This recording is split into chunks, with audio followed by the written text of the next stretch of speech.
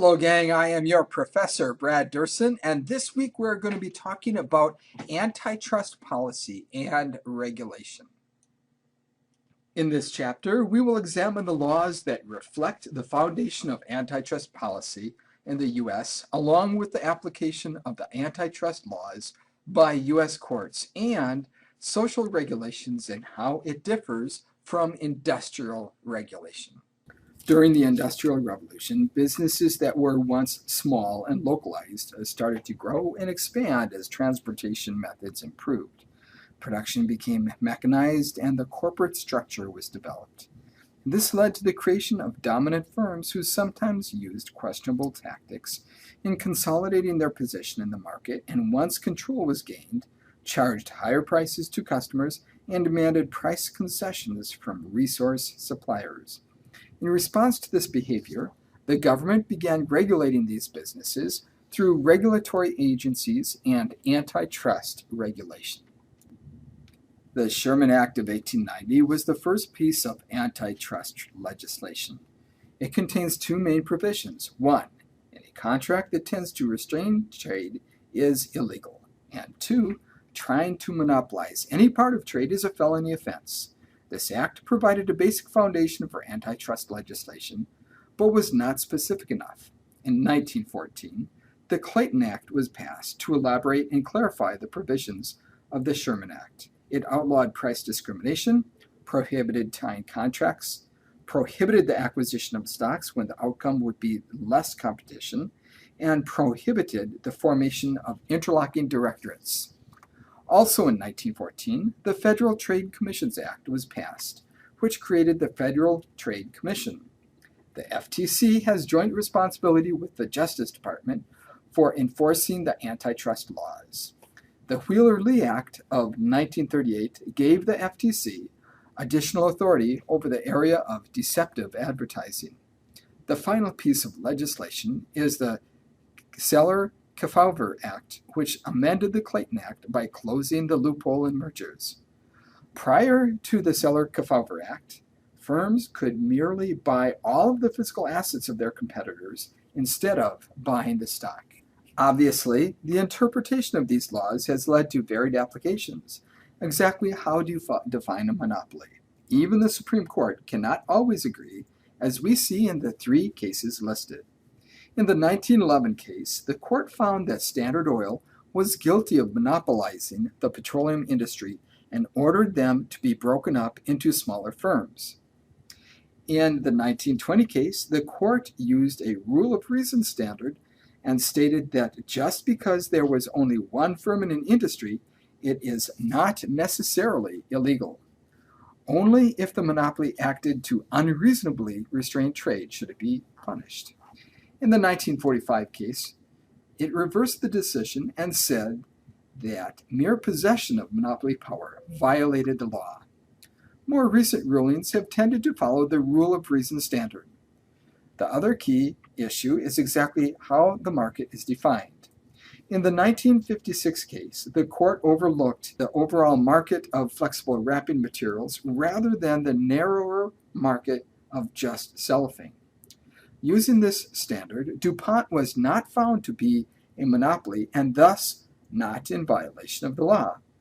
When it comes to interpretation, the administration of laws will also reflect the views of the president who is in office at the time. Someone with a laissez-faire perspective would take a more hands-off approach than would someone with an active antitrust perspective. We can look at a couple of examples to evaluate the effectiveness of these laws. The first deals with AT&T. After being charged with violating the Sherman Act, AT&T was forced to divest itself of its regional phone companies. Remember Ma Bell and the Baby Bells? That all came from the AT&T case. And Microsoft has more recently been found to be guilty of violating the Sherman Act, and although was not required to break up, was prohibited from engaging in specific anti-competitive business practices. The European Union is currently very proactive in enforcing antitrust laws, perhaps due to the fact that their markets are younger and less developed than the U.S. markets, and therefore need greater protection. Mergers tend to fall into three categories. A horizontal merger is a merger between two competitors who sell similar products in the same area. Vertical mergers are between two firms who are at different stages of the production process. A conglomerate merger involves any other type of merger, so it could involve firms from different industries or different geographical areas. The Herfindahl Index is used by the government to decide whether or not to allow a merger. If it determines that the merger will give the combined firm too much power or control, the government can prevent the merger from occurring. Horizontal or vertical mergers are the most likely ones to be blocked. Price fixing, price discrimination, and tying contracts are all prohibited behaviors under the Clayton Act. Price discrimination charges are rare since it tends not to reduce competition. Tying contracts are strictly prohibited, and the government aggressively pursues the violators. There are situations where everyone benefits from the monopoly. Natural monopolies exist when economies of scale are so large that a single firm can supply the entire market at a lower cost than could a number of competing firms. Public utilities are the most common examples of natural monopolies. In these cases, control of the monopoly may be achieved through public ownership or public regulation. The next slide lists examples of several agencies involved in the regulatory process. The economic objective of industrial regulation is embodied in the public interest theory of regulation. This theory supposes that industrial regulation is necessary to keep a natural monopoly from charging monopoly prices and therefore harming consumers and society. Industrial regulation. These are only some of the federal agencies involved in the regulation process of natural monopolies: the Federal Energy Regulatory Commission, the Federal Communications Commission, and state public utility commissions. Problems with industrial regulation. There are a couple of problems with the effectiveness of industrial regulation. One is that an unregulated firm has a strong incentive to reduce costs in order to increase profits. Regulated firms have less of an incentive since they are guaranteed a fair return regardless of costs. The other problem is that regulation can actually end up perpetuating the monopoly, even when conditions have changed, so that competition would not be possible. For example, technological advances eliminated the need for monopolies in the telephone industry, and today that industry is a competitive marketplace. Some firms may seek to be regulated if they believe that regulation will reduce competition and raise prices the same way a private cartel would. In this system, the government would serve as the invisible hand guiding the industry to competitiveness through such means as blocked entry or dividing up the market. Deregulation.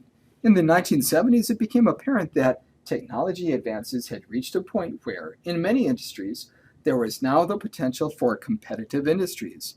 A wave of deregulation started as the government began to take a step back from protecting various industries. Most economists agree that deregulation has produced significant benefits to both consumers and society. For example, airfares have decreased by as much as one-third, while airline safety has continued to improve despite deregulation. More recently, there has been an attempt to deregulate electricity, which would give consumers choices as to where they obtain their service. Unfortunately, problems with the process in California and the failure of Enron have tended to bring that idea to a temporary halt. Social regulation applies to many more firms than industrial regulation. It tends to intrude into the everyday process of a business, affecting everything from hiring practices to production practices. Between 1970 and 1980, just a 10-year period, the U.S. government created 20 new social regulatory agencies, and Congress continues to establish new social regulations to be enforced. Think of the recently passed Healthcare Reform Act. Social regulation. This table lists just a few of the agencies which are involved in the social regulatory process and identifies the areas they regulate: the Food and Drug Administration, Equal Employment Opportunity Commission, Occupational Safety and Health Administration, Environmental Protection Agency, Consumer Product Safety Commission, and the Consumer Financial Protection Bureau. All of these fall under the umbrella of social regulation. Social regulation. Obviously, there's much disagreement on how much regulation is needed. Supporters of social regulation point out the many successes the country has achieved due to regulation. These include such items as fewer job-related accidents, less discrimination in the workplace, reduced highway fatalities, and the list could go on and on. Critics of the system would argue that the costs related to achieving these gains are too high. They feel regulators will overreach their authority and end up creating needless regulations. As a society, we will continue to struggle to find a balance.